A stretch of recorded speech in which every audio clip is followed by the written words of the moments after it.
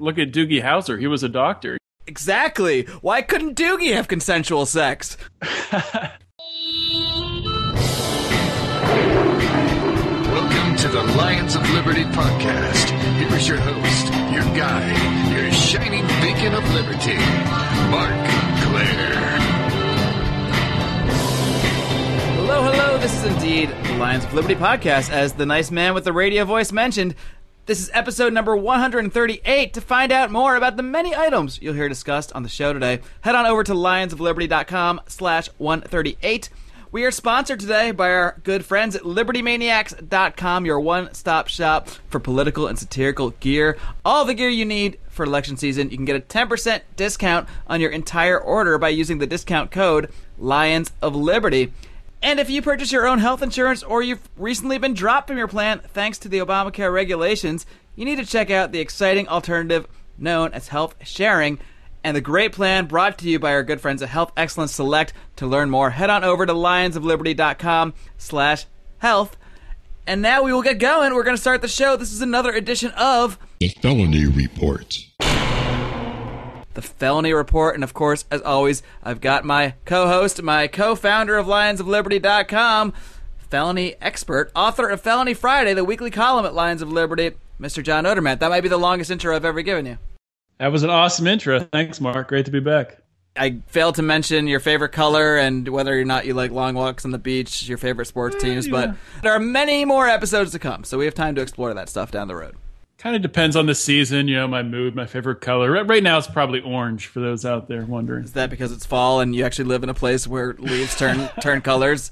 Yeah, maybe that is why. Maybe subconsciously that is why. I never really thought about it. I forgot what that was like because I live in California. Does that make you sad that you don't have seasons, or are you happy about that? Not even a little bit.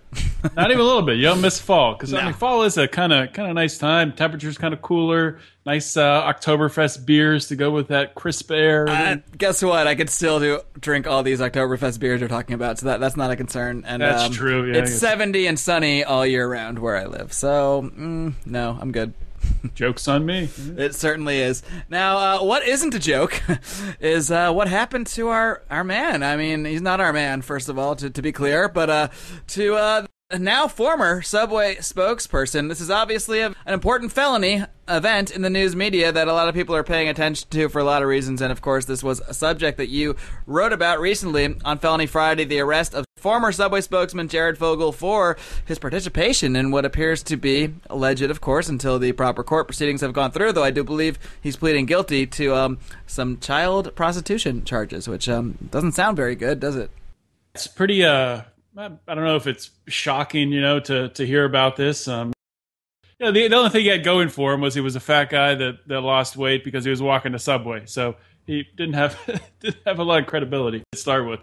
But I mean, yeah. So this guy Jared Fogle, obviously everyone knows the story, became famous almost overnight, or however long it took him to lose the weight.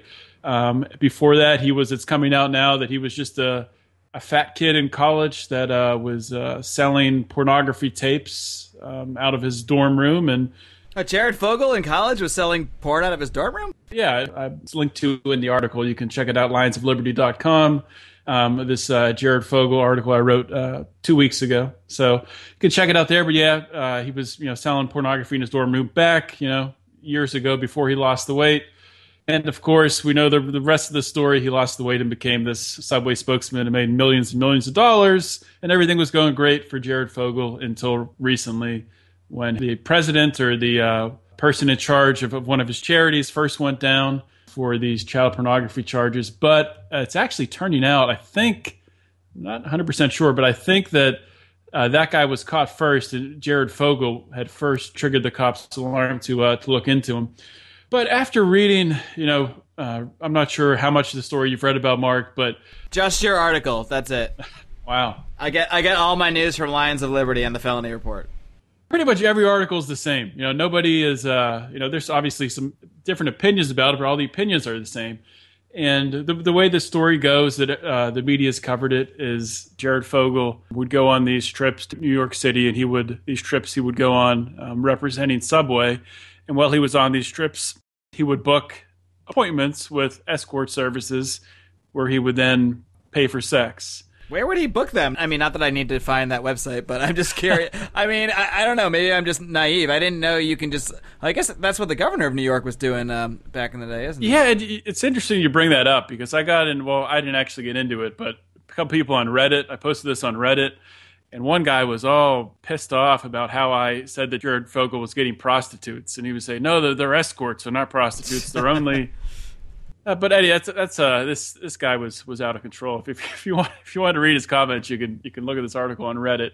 It's under the name Felony Friday, legalized prostitution. Send us the link. We'll post it in the show notes. Everybody can read it. We will. There you go. But the title of the article is "Legalized Prostitution Could Have Uncovered Jared Fogle's Crimes Sooner." So that pretty much tells you where I'm going with this next. Wait, but this Reddit user was trying to claim he wasn't actually using prostitutes because it was called an escort? I mean, come on. Well, yeah, he was first of all, he was mad at me for using the term prostitute because they were escorts. And then on top of that, he was saying that because the premise of my article was this could have been prevented, these women, if prostitution had been legal, would not be reluctant to go to the police because they would not be scared that they would then be prosecuted for the crime of selling sex as it is today. And this guy completely thought that argument was not at all even realistic, and that these escorts, air quotes, these escorts should not be afraid of going to the police because they're not breaking the law.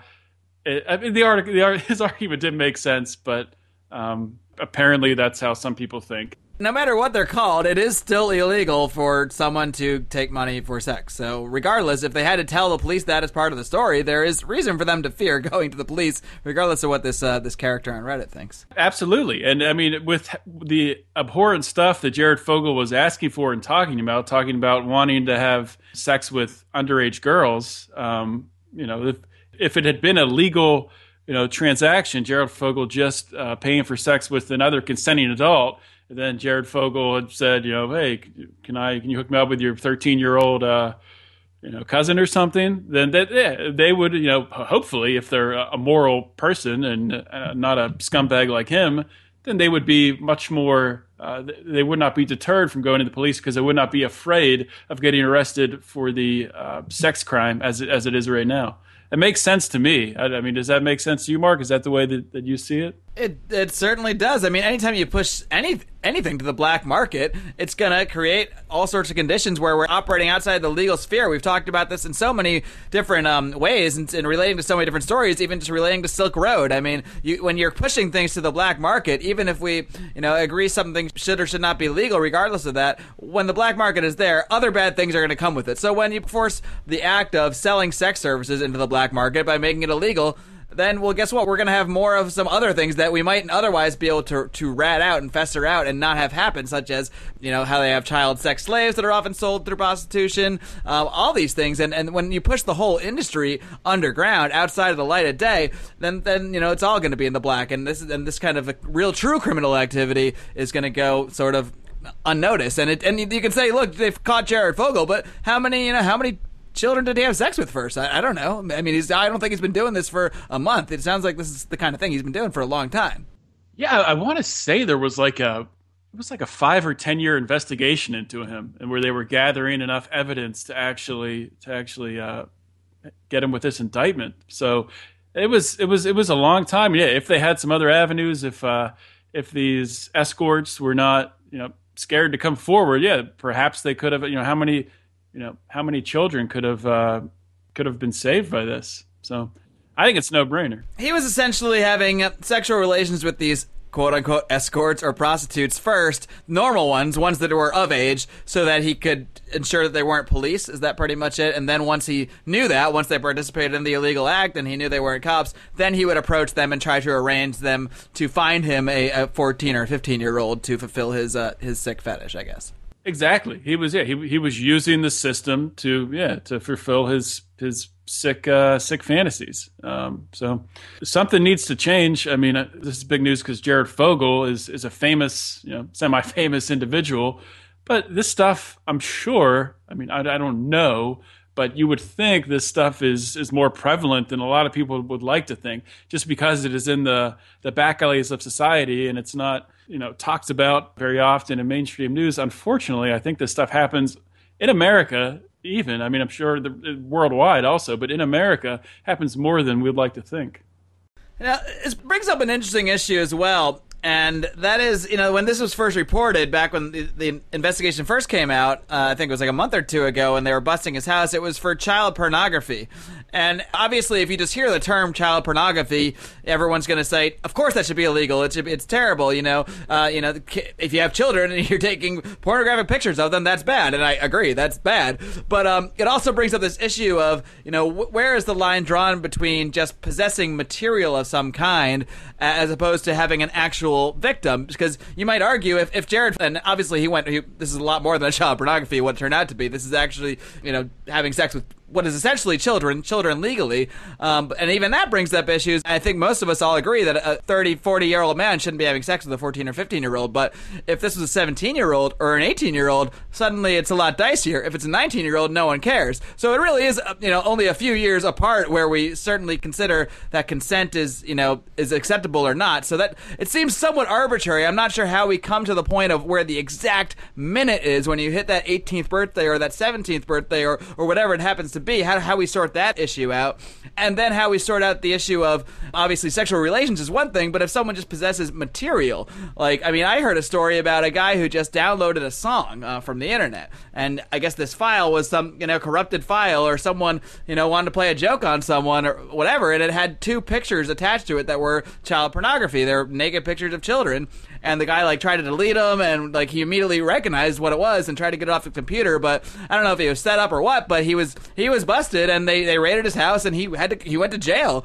And of course, in jail, he was afraid to tell anybody what he was in jail for, because because in jail, that's like the criminal among the criminals. If you're the child pornographer or the child molester, you're going to get harassed, beaten, possibly killed, that kind of thing. So he was scared for his life in jail. And this is a guy who really harmed nobody at all. He wasn't even an actual person seeking child pornography, but that mere possession was enough to send him to jail. So I think even reasonable people that might agree that this should be illegal to take naked pictures of children and have sex with children can maybe see that there are dicey issues that can arise somewhere in here. Or do I just come across as someone defending child molesters now? I don't know.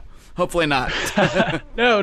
But you don't. But you talked about a lot of different issues there. I know. I kind of went on. I don't do an end rant on these shows, so I got to fit them in throughout.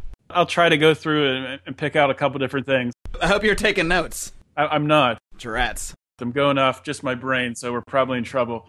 But so first, talking about just child pornography as itself. Somebody, for example, the guy you brought up who stumbled upon it or was set up, there has to be some way, a difference in looking at that and a crime of somebody that is seeking out child pornography, paying money for it, or in fact, filming it themselves or instigating the filming of it.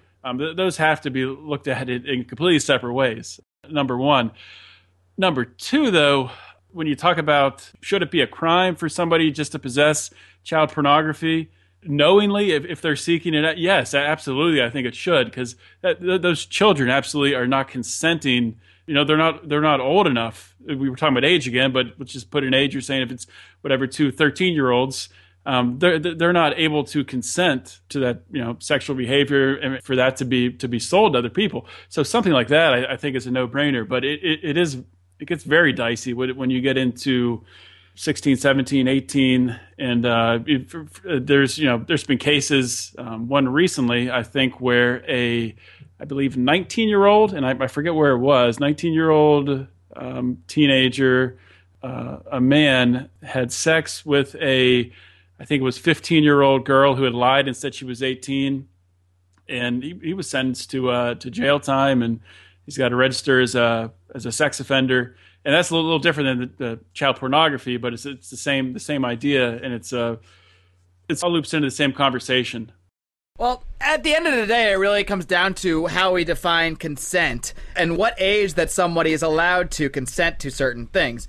Now, in the case of prostitution, it doesn't matter if you consent or not, because it's illegal. The whole definition of prostitution is that you're consenting, is that the woman consents, or the man, I guess in some cases, consents to accept money for sexual services. So in that case, consent doesn't matter. But when we talk about minors, when we talk about 14, 15, 16-year-olds, I mean, I think it's really the kind of thing I talked about with Walter Block on a recent episode of this show, and he talked about how there's a continuum, how just about everyone agrees a 25-year-old man, if he sleeps with a 4-year-old, that's clearly rape. The 4-year-old cannot make that decision, obviously. And if a 25-year-old man sleeps with a 25-year-old woman, that's obviously consensual. There's just no doubt about it. We all agree that 25-year-old woman, as long as she's not mentally handicapped or something like that, can consent to that. Where it gets dicey is when we're into the 14, 15, 16, 17, 18. That's the area where, even different states, there's different laws on these things. So, and even within this country, there's no real legal consensus on exactly the age when someone can consent to certain acts. And I don't have the answer either. I would like to think that there's got to be an answer that's more than just purely an arbitrary number we pick out of a hat at a certain age. I mean, I don't know if there should be a test where someone, can certify some sort of rational thinking method that proves that they can consent to sex. I have no idea how we can actually come to a specific day, hour, second when someone can no longer be considered a minor, when someone could be an adult able to make adult decisions. Are you suggesting that the state should determine when children are allowed to give consent for? I'm just messing with you. I'm not. I'm suggesting the opposite. I'm just saying I don't know how society should determine these things, or how different private legal systems can determine these things. I don't really know. Yeah, that is an interesting idea with some sort of rational test where someone can prove that there's reason and weigh consequences and whatnot. But yeah, that's. I mean, we take a driver's test to drive a car. That's a thought. I mean, I don't want the president dictating the system and to, everyone in the country or anything. I'm just kind of shooting from the hip here. But an arbitrary number that we just decide on and different states don't even agree on seems odd to me too. Yeah. I mean, you could have a 15-year-old who is way more mature and way more capable of good decision-making than a 17-year-old. Oh, absolutely. I mean, look at Doogie Howser. He was a doctor. Exactly. Why couldn't Doogie have consensual sex? Right? Yeah. I mean, if the guy can operate on people, but he couldn't have consensual sex, that seems a little crazy to me. It does. Oh, boy. How did we tie Doogie Howser into the Jared Fogle subway prostitution case? I have no idea, but only on the Felony Report, only on the Lions of Liberty podcast do you get that kind of quality banter. Only on the Felony Report. All right, so enough about Jared, enough about Subway. I'm sure he's going to be in the news. I believe he said he's pleading guilty, though, right? So maybe he won't be in the news, just other than the butt of late-night talk show and bad comedian jokes, making obvious jokes. I'm sure something else will come up, but yeah, there was a rumor that he'd already pled guilty, but I don't think that's actually occurred yet. So unless more charges come up, then who knows what can happen. All right, why don't we talk about another subject that has become a dear one to your heart. I don't know if dear to your heart is the right term, but something you're passionate about, and that is criminal justice, and more specifically, the way that prisoners are used as labor in our current prison system. And there's one such instance, or many instances, I guess, where you recently wrote about, and that is involving firefighters, specifically out here where I live in California. Maybe that's why it's so hot, all these fires all the time. I don't know. Who is fighting these fires in California, exactly? I've read about this before, but for some reason it didn't really make a huge impression on me. But reading about it recently with this new wave of wildfires in Northern California and Oregon and Washington State, they're having inmates fight these fires. Lower level, lower tier felony offenders, they're having them fight these fires. And in many cases, they're being paid only $1 or $2 an hour.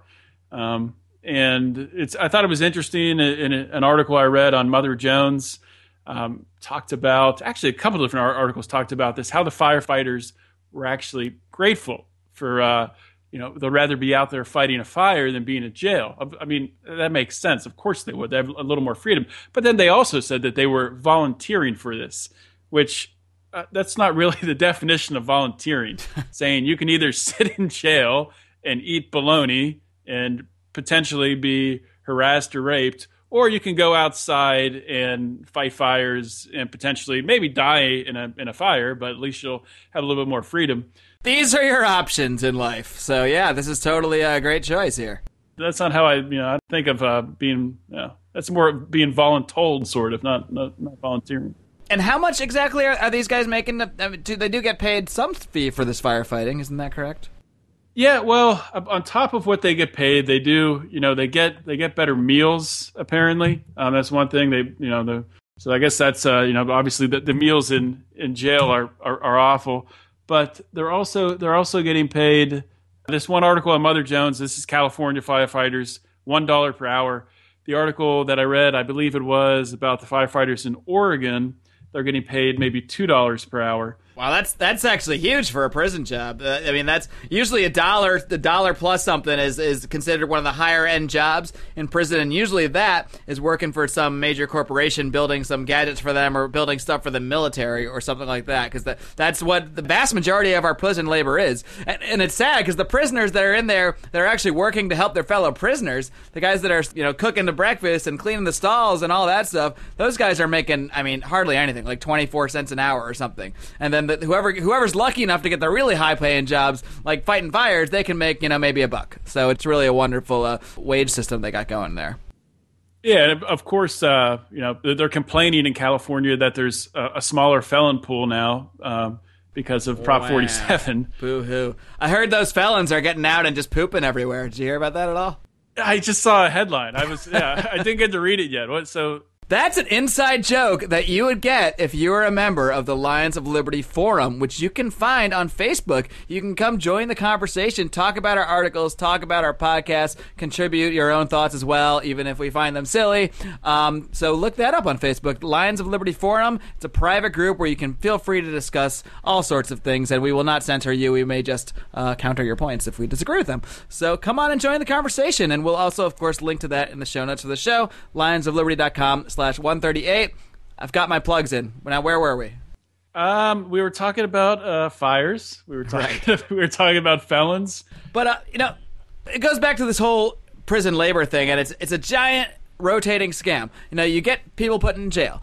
Many of them may have committed what I would consider a real crime. They attack someone, rape someone. But the vast majority of people in jail are people that are either in jail for low-level petty theft and that kind of thing, or for minor drug possession or victimless crimes, or for even selling drugs, or maybe for prostitution, because Jared's going to be in jail too soon. But that's a different case. I'm not going to lump Jared in with the people that are the victims of victimless crime laws. But a lot of these people have harmed nobody or have done very little to harm other people, and yet they are confined to this life where they have terrible food, terrible services, and they live in jail. At best, they might be able to earn some money and buy some stuff from the commissary. Now, they can either work at a regular prison job and make like 16 cents an hour, maybe 24 cents an hour. If they're really, really lucky, they might land one of the highfalutin prison jobs, like fighting fires. Or if they're lucky enough to be in Oregon, they might make $2 an hour. Sweet. And then they go to commissary, where they have these jacked up prices, and all these other corporations are working with those prisons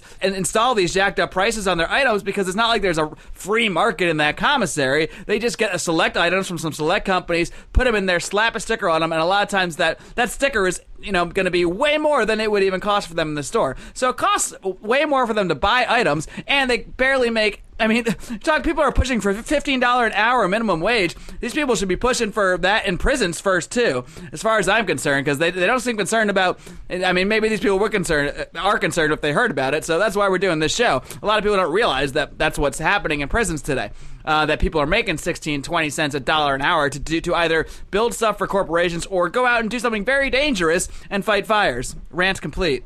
I'm not even sure what my point is, but it's just such a racket, and it's so sad to see people that just dumped into this system like they're just cattle being shoved into a factory to produce more items for corporate America. And now I sound like some raging leftist. Yeah, well, it's another point, and everything's intertwined. We've referred to some of these things as a game of Jenga before, but really, it does come back to at the base of it, or a big part of it is property rights. And who's paying to fight these fires? It's coming out of the state of California fund, or the state of Washington fund, or the state of Oregon fund. It's not coming out of a lot of the people that are paying for it. They're not any threat for their for their home or their property to be burned by a forest fire. So that's one thing. And that opens up the whole can of worms that leads to this exploitation of labor where the state doesn't want to, they want to reduce costs on something like fighting fires. They want to spend money on that because they're promising money on other things for this social welfare programs and whatnot.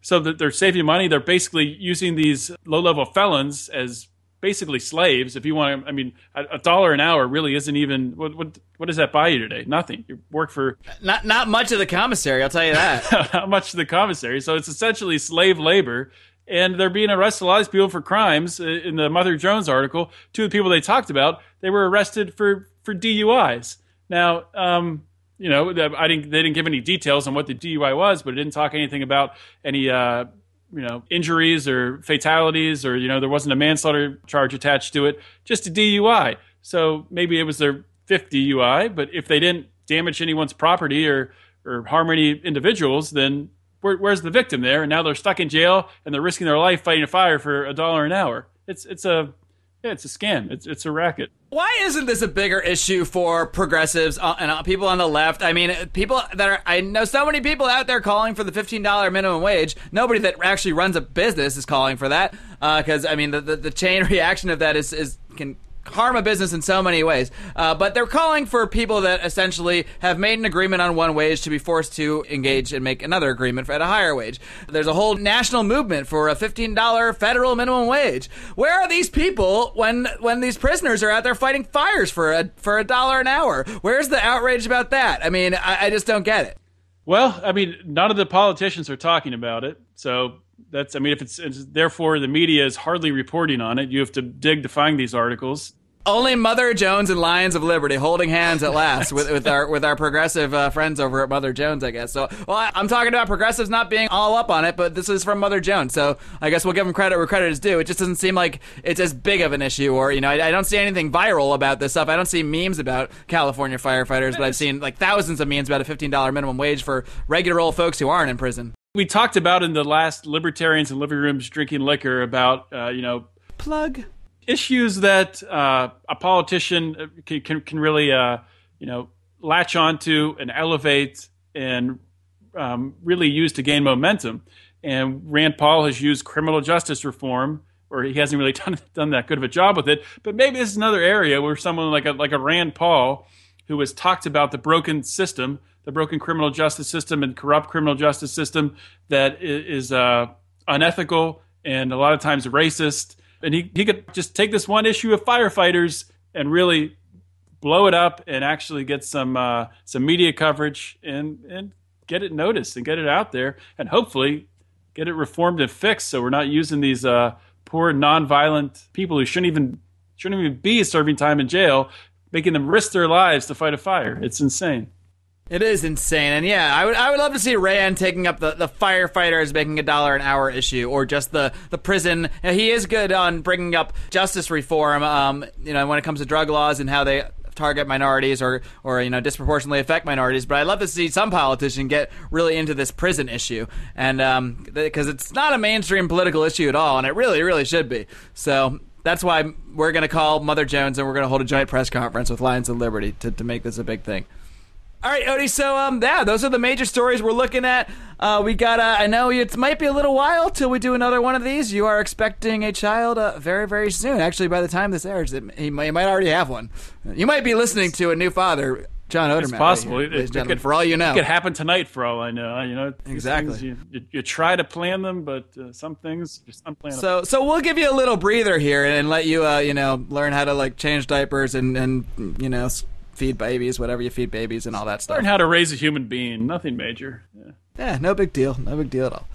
But we will return in the future with many more felony reports, and I know that you're not going to break the Felony Friday streak anytime soon. You've been doing that for over 2 years now. So where can everybody find your weekly column, Felony Friday, the subject of which we've been discussing in the show? We'll, of course, link to all the articles we talked about in today's show notes at lionsofliberty.com/138. But where can everybody find the full archive? You can find the full archive at lionsofliberty.com/Felony Friday.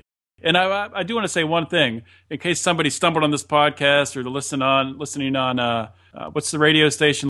We got LibertyTalk.fm. We're on LRN.fm, the Liberty Radio Network. You can find us on TuneIn Radio. I got to get all my plugs in here, too. Good call on that. And, of course, all the places you find podcasts. Maybe you're listening there. You haven't actually downloaded the podcast. You're thinking, Lions of Liberty? Is it lines, like drawing a line? No, it's lions.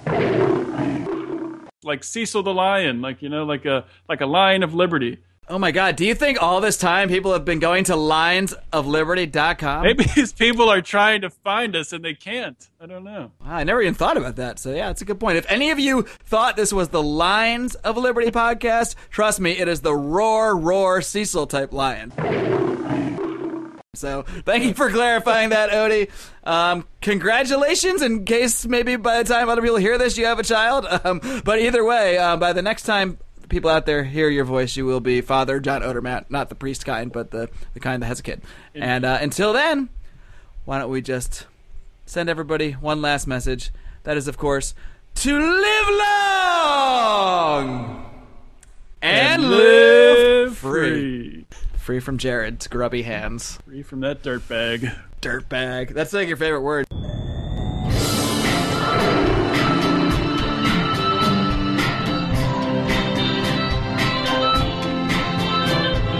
Head of editing and mastering is John Odermatt.